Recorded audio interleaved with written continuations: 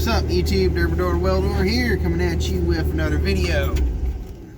So today gonna be talking about, I'm out and about doing a whole bunch of stuff, waiting for the rain to clear out here, which it looks like it's probably gonna clear out here. It's only got a few minutes here to make this video, but today I'm gonna be talking about success and goals. Success. What are you using to gauge your success? I find a lot of people, unfortunately, are using other people's ideas of success to gauge themselves. Now, and let me point this out here. Like, especially like they're taking these people they see on Instagram and they're going, oh yeah, you know, this dude's successful because look at his truck and look at his machine and look at this, that, and the other, look at what he does, right? And to a certain degree, I mean, yeah, they put out good welds. You should always try to put out good welds and do your best work. Nobody's saying that. Nobody's saying don't do that, but what I'm saying is they're going, oh yeah, that dude's successful. He just went and bought himself a brand new Miller Pipe Pro or a brand new Lincoln Vantage or a SAE or a Classic, right? So he's got to be successful. You know, look at the brand new truck with that custom bed on it. He's got to be successful, right? Which I would hope if you have all that, you're successful. But that gauge right there and other people's idea, like, you know, people, you'll be listening to people you talk to, you know, or people out and about, go, oh yeah, you're not a successful welder until you got this, or you got that, or you done bought this, or you done this, you're not successful, right? I hear that all the time too. You know, really dumb stuff. Oh, you're not a successful welder until you've done at least 2 years of pipe. You're not a successful welder until you've done at least, you know, some kind of nuclear. You're not a successful welder until you have a pressure cert test. And that's not true. Those are lies. And those also come from the same people who believe that a spool gun somehow generates AC current to weld aluminum. Yeah. Those people. So don't use other people's success gauges on yourself, because you're going to get frustrated, depressed, and quit. And maybe part of it is they want you to do that because they feel like you're a threat to them. That is very possible. I have had people tell me that kind of stuff just to try and eliminate me as potential competition. And I wound up coming out on top, and those people who've told me that stuff are now out of business. So be very careful what advice you take on success. This is how I gauge my success, all right? I set up year goals. Like, this year, I'm going to do this, right? I don't get everything done that I plan on it, but I want to see 80 to 90% of it done, right? Like, this year's goals for this year was I wanted to get a new camper. I got it. I wanted to concrete the shop and finish the wall on it. Well, the wall didn't totally necessarily happen, but I got the front part of it done. What else? I'm trying to remember everything on the list. Concrete floor. Got that. Camper. And a new roof on the camper. And solar for the camper, right? And I got all that. That's about 60% of my goals done right there. My next thing on my goals list is some kind of dedicated system to weld aluminum just for the Bobcat. Instead of having to carry the 211 out in the field to spool gun, I'm looking for a slightly different way to tackle that. The plasma cutter. Getting a plasma cutter. That was on the list too. But I think I got that last year. If I'm not mistaken, I think I got that last year. But anyway, all that was on my list. And some of those goals did have to wait till the next year. So an AC TIG welder's on the goals list for this year. I want to get an AC TIG welder of some kind. Even if it's a freaking Everlast, I don't care at this point. You know, economy's crap, and if I have to buy a little cheap one to just get by, then that's just how it's gonna have to be for now. I can't afford a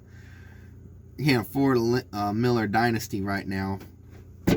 So my success gauge, I look at those goals and I look back. I take pictures of all my work. I look back through all the work I've done and I look at where I started and where I am now. I even make it a point to go to the McDonald's that I used to work at and order my food there every once in a while, just to be like, yeah, I don't work here no more. I'm the guy ordering food now. I know it seems, for some people, it's like, oh, it's just McDonald's, what the hell, right? You know, some of y'all, it just doesn't mean anything. But when I worked there, I hated it so much. Not because I hated fast food. I hated the atmosphere at the place so freaking much. I hated the lazy people I was stuck with and the absolute incompetent, foolish managers I had to listen to. It was terrible. Every time I saw the tradesmen roll up in their trucks, it didn't matter what kind of trade it was. Or, you know, they could be cutting grass or doing electrical or plumbing or what. Sorry about that odd jump in the video. Somebody called while I was making the video. That's what happens. I get on a roll. It's something like that happens. But I saw these people roll in there. I was like, I want to do that. I want to get out of this place. I'm going to be that guy one day right there. I'm going to be the guy wearing the orange shirt or neon yellow shirt or whatever, ordering food and sitting down and eating out here. It's not going to be me working this place no more. I'm going to be the one out there doing that stuff. And I just didn't know what trade I wanted. And I've kind of floated my way through stuff. I did a farrier's apprenticeship for a while, found out I really hated that. I did landscaping for a little while and found out, I was alright. Then I got into welding. I was like, yeah, this is it. This is what I'm going to go full out for. Now I'm that guy walking up there ordering the food. And I'm not just a freaking tradesman. I'm the absolute king of tradesmen.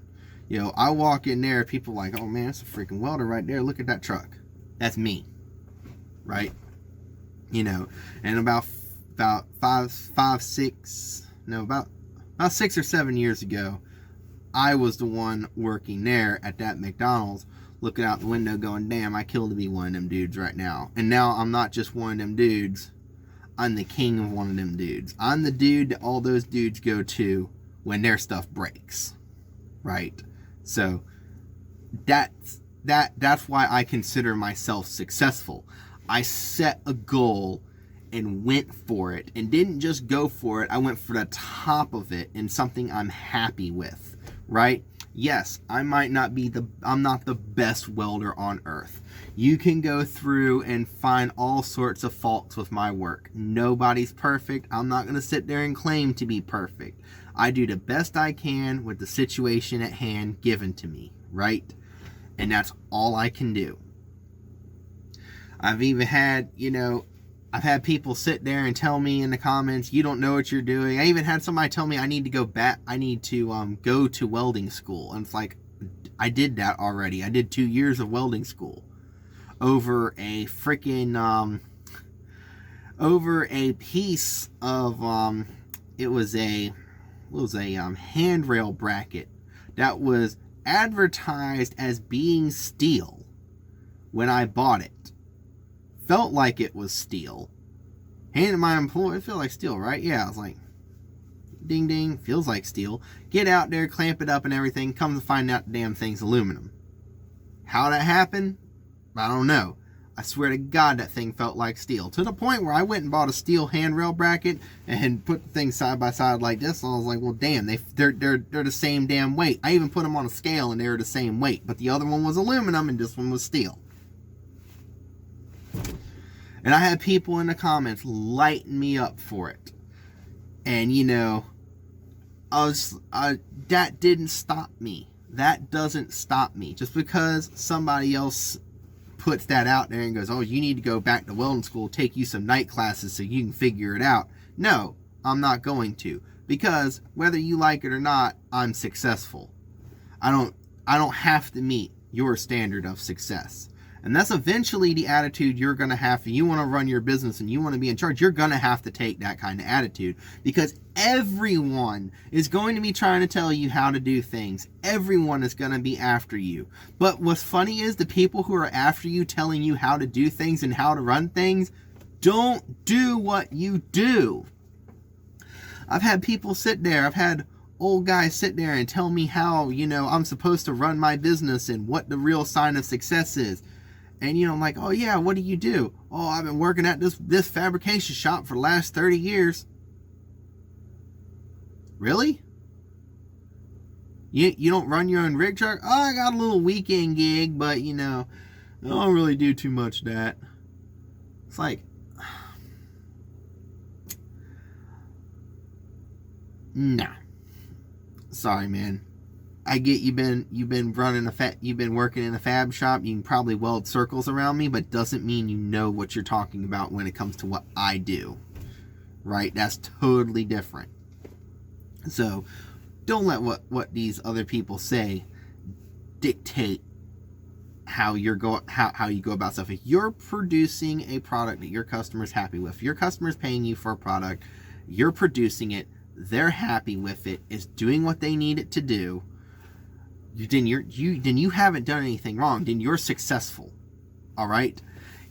If you're fixing stuff for your customer likes it, your customer's happy with it, they're paying you, you're getting good feedback, you're successful. If you're meeting the goals that you lay out and they're practical goals that you can meet, you're successful. Now if you're making absolutely outrageous, outlandish goals, then of course you're not going to be meeting them.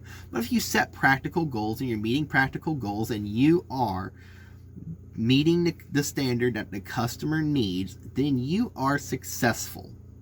All right? Even if all you have is a Harbor Freight generator in the back of your truck and a portable inverter machine you run off of a 50-foot damn extension cord, if you're making money, you're meeting your goals, and the customer's happy with the product that you give them, you are successful. You're probably looking to get something bigger. That's great. If you're happy there, whatever, right? I'm not going to judge you, right? You're successful. Don't let other people's ignorance and jealousy beat you down. People get like that. Ignore them. If they still keep talking crap, and just cut them out. You don't need that kind of crap. You don't need it.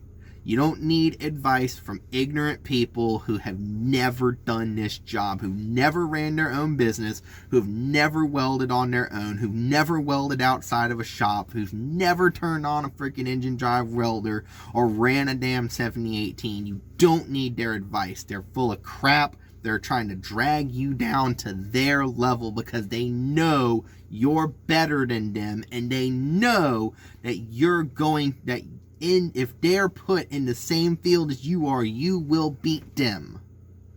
And they're upset and insecure because they have wasted so much of their life being stupid and ignorant that they see you as a threat. And you remind them that they have settled for less. That's all I got. That's my Motivational Monday.